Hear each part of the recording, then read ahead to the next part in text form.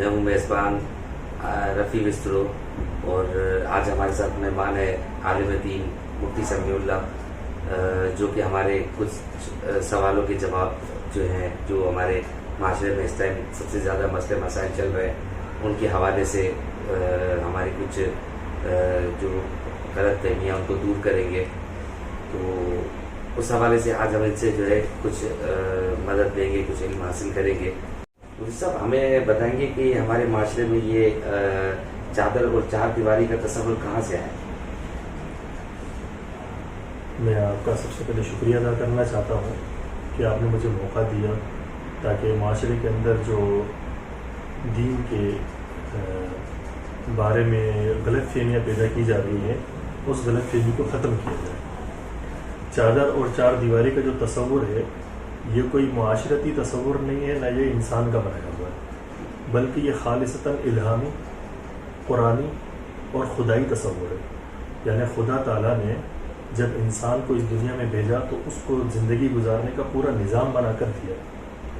اب قرآن میں اس تصور کا بڑی اچھے الفاظ میں ذکر ہے. اللہ قرآن میں فرماتا ہے سورہ احزاب آیت نمبر 33 میں، وَقَرْنَ فِي بُيُوتِكُنَّ وَلَا تَبَرَّجْنَ تَبَرُّجَ الْجَاهِلِيَّةِ الْأُولَى. یہ خطاب ہے عورتوں سے کہ تم لوگ اپنے گھروں میں ہی ٹھہرے رہو اور زمانہ جاہلیت کی عورتوں کی طرح بے پردہ ہو کر باہر نہ نکلو. اب یہ ہمارے زمانے میں اگر کسی کو یوں کہا جائے تو وہ بہت برا محسوس کرتی ہے خواتین، حالانکہ یہ ہمارا جملہ نہیں ہے، نہ یہ کسی مولوی نے قرآن میں ڈالا، بلکہ یہ تو اللہ کی تعلیم ہے اس امت کے لیے. کیونکہ اللہ نے انسان کو بنایا ہے اور اللہ انسان کی فطرت کو اچھے طریقے سے جانتا ہے کہ اس کی فطرت میں کیا چیز بھلی ہے کیا چیز بری ہے. جس نے بنایا وہ زیادہ اس کا علاج جانتا ہے. تو لہٰذا اللہ نے قرآن میں فرمایا کہ خواتین کو اکثر اوقات اپنے گھروں میں ہی رہنا چاہیے اور گھروں کے جتنے مسائل ہیں وہ خواتین کو حل کرنا چاہیے.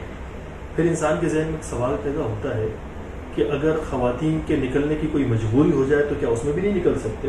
تو اس میں بھی قرآن نے رہنمائی کی ہے کہ نہیں، اگر اس طرح کے کوئی مسائل ہیں، آپ کو گھروں سے نکلنے کا کوئی تقاضا ہے تو آپ گھر سے نکل سکتے ہیں، لیکن اس کے لیے بھی قرآن نے اصول بتایا. اور اللہ نے قرآن میں نبی علیہ السلام کو مخاطب ہو کر کہا، یا ایھا النبی قل لازواجک وبناتک ونساء المؤمنین یدنین علیہن من جلابیبہن. اے نبی، آپ اپنی بیویوں کو، اپنی بیٹیوں کو اور مسلمانوں کی عام عورتوں کو یہ حکم دو کہ جب بھی وہ گھر سے باہر نکلیں وہ اپنے اوپر چادر ڈال کے نکلیں.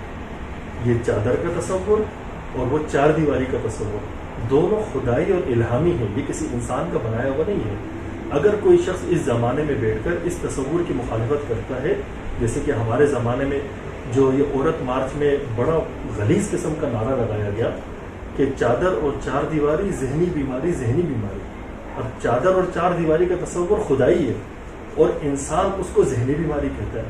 کیا یہ خدا کے دیے ہوئے نظام کا مذاق نہیں ہے؟ کیا خدا کے دیے ہوئے نظام کی تضحیق نہیں ہے؟ اس سے زیادہ تضحیق آمیز جملہ کیا ہو سکتا ہے؟ میرا جسم میری مرضی سے زیادہ خطرناک جملہ یہ ہے کہ اللہ کے دیے ہوئے نظام کا لوگ مذاق اڑاتے ہیں اور اس کا سلوگن بنا کر پورے معاشرے میں پھیلایا جا رہا ہے. اس کے رد عمل میں اگر کوئی بات کرتا ہے تو اس کو کمزرف کہا جا رہا ہے. اس لیے اس چادر اور چار دیواری کا جو تصور ہے یہ ہماری مشرقی روایات بھی اس کو قبول کرتی ہیں اور ہمارے جو آبا و اجداد تھے ان کے نزدیک بھی چادر اور چار دیواری ایک مقدس جملہ تھا جس کو اب گالی بنانے کی کوشش کی جا رہی ہے. یہ ایک سازش کے تحت کیا جا رہا ہے. اللہ پاک ہم سب کی حفاظت فرمائے.